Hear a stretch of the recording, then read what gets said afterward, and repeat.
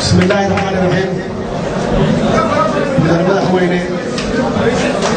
مروه الشرف له هذا السعيد وراها وزير هذا اليوم وراها برلمان كيبودان وفدي الى السعودة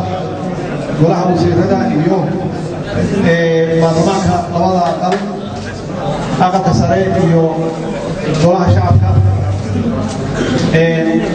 ugaas xasan ugaas yaasiin salaadiinta halka nala joogta culimada marti sharafta kale guud ahaan assalaamu calaykum waraxmatullaahi wabarakaatuh. waxaan rabaa inaan mahad celiyo ugaas yaasiin ugaas xasan ugaas yaasiin oo maanta noo sameeyey qada sharaftan iyo dadweynaha reer Boosaaso sida wanaagsan ay noo soo dhaweeyeen oo sharafta badan oo diiran oo ay ku jirto wadannimada Soomaalinimada midnimada dawlad jaceylka aad iyo aad ayaan uga mahadcelinaynaa. yaan bixi doonaa insha Allah hadduu Ilaahay yiraahdo oo aan tegaynaa Gaalkacyo iyo dhankaas galmudug hadduu Ilaahay yiraahdo insha Allah hadduu Ilaahay yiraahdo Gaalkacyo markaan tagno hadee labada qaybood waxaan rajaynaynaa oo madaxweynaha hore uga shaqeeyey oo la isu furay inaan sii adkayno dib u heshiisiinta oo dadka waalaha ah aan isku keenno markaan imid Puntland waxaan u imid xogdoon iswaraysi xoojinta nabadda waxaa ii soo baxay marka dhowrkii cisho aan joogay dhowr arrimood oo dad dheer ma geli karo oo caawan insha Allah tafsiir doonaa faahfaahinta ka bixi doonaa. waxaa ii soo baxay dardaarankii iyo talooyinkii iyo dareenkii shacabka reer Puntland ay ila qaybsadeen ila wadaageen dhowr qodob yaa u badnaa kulli ma soo koobi karo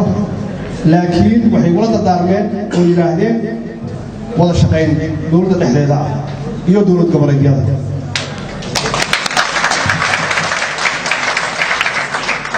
waa faahfaahin doonaa insha Allah wada shaqayntaas waxay tahay waxay wada dardaarmeen dib u heshiisiin dadka waalaha ee Soomaaliyeed in la isku soo jijiido oo la isku soo celiyo oo la walaaleeyo. waxay wada dardaarmeen si federaalka loo ballaariyo oo meel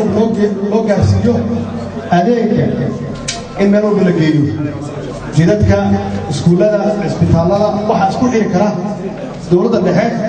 iyo dawladaha xubnaha ka ah federaalka. waxay kaloo wada dardaarmeen xoojinta dimuqraadiyadda in la abuuro axsaabo oo hadda nagala joogo walaalkeen Salaad Cali Jeelle تصرفيسا حزب ليه لكن كل شيء إلا حوجي الديمقراطية وماشي أن تاجلنا هي إن شاء الله استحسن بعد ما كفي عن الجالسينه وضد كويس كل دورتان مبادئ أحزاب سيف نبض ذكر يوم عضيان أفكار أي حوان يوم عضيان يوم حزب ليه حوان إلا أتكيو فدراليزم إلا أتكيو وحيابها يقولون الضارمين لكن فدراليزم كاس هو النقطة من دولة اللي هي لها حب يكون دفاعه حبها حدوده هنا يعد كذا يكون دفاعه هنا يلا أيوة سياسة أرق أو تبريد إلى هاتو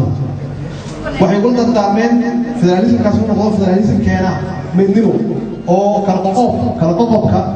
iyo kala fogaanshaha dadka Soomaaliyeed aysan u noqon maxaan ku raacay aysan dib u keenin oo midnimada Soomaaliyeed adkaysan. waxay igala hadleen oo kale in la xoojiyo horumarka mashaariic la keeno maalgelin shisheeye ay timaado la xoojiyo beeraha xoolaha iyo kalluumaysiga iyo kheyraadka dabiiciga oo Ilaahay na siiyay ugu dambeyn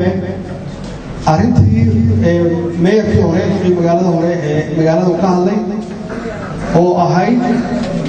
dadka Soomaaliyeed oo xabsiyada ku jira khaasatan uu tilmaamay kuwa ku jira India oo boqolaalka kor u dhaafaya hawshaasi waa gabagabo 10 bil gudaheeda waxaa noogu imaan doona dad gaaraya ilaa 100 oo aan soo deynay insha Allah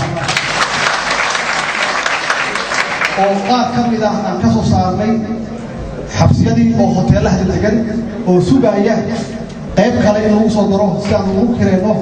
diyaaradii keen lahayd Soomaaliya keen lahayd marka hawsha taas oo ku insha Allah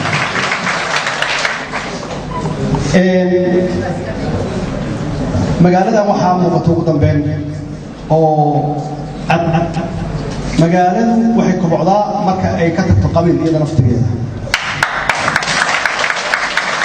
magaalada waxay kobocday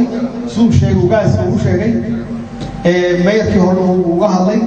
markii ummadda Soomaaliyeed ee kulligood wada timid oo aan la kala lahaan oo qof walba oo Soomaaliyeed uu dareemay inuu yimid gurigiisii oo cid walba leh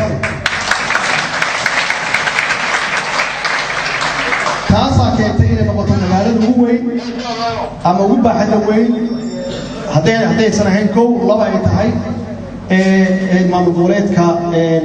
Puntland weliba kaliya maaha inay noqoto santarkii ganacsiga inay noqoto oo ay noqoto meel dadka tijaarada ah oo maalqabeennada ah ay yimaadaan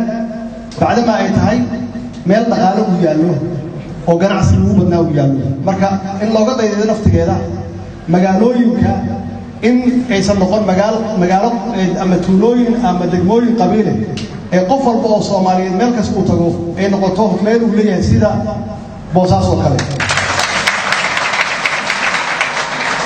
هذا كما بدين كرنو وحنقرنا يا كل إن تسوي سنقدو مركز إن شاء الله الله يدعو عاون نطلع وجهنا في الأخبار السلام عليكم